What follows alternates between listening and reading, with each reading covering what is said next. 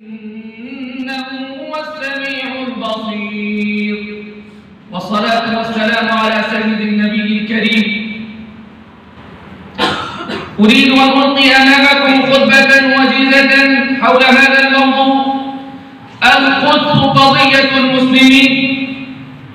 يا أبناء الأمة الإسلامية، القدس هي القبلة الأولى صلى المسلمون بعد أن فرضت الصلوات الخمس ليلة الإسراء والمعراج قبل الهجرة ب3 سنوات.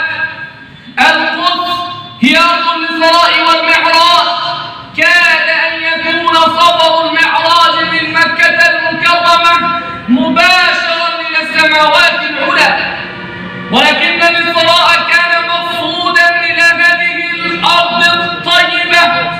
أراد الله أن يمر رسوله على القدس ويصلي إماما بالأنبياء، وكانت هذه الإمامة إعلانا بالتغيير الجديد في القيادة الدينية العالمية، وحقا أنها انتقلت من بني إسرائيل الذين فضلهم على العالمين إلى بني إسماعيل، إلى أمة فتية جديدة، إلى أمة شاهدة، إلى أمة عالمية هي خير أمة أخرجت للناس، تأمر بالمعروف وتنهى عن المنكر.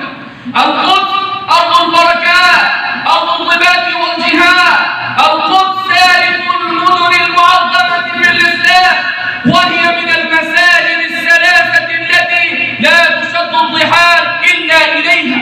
إن قضية القدس أو قضية فلسطين هي قضية المسلمين الأولى، هي قضية القرآن، هي قضية الإسلام. لا يجوز للأمة الإسلامية أن تضع هذه القضية دبر آذانها أو وراء ظهرها.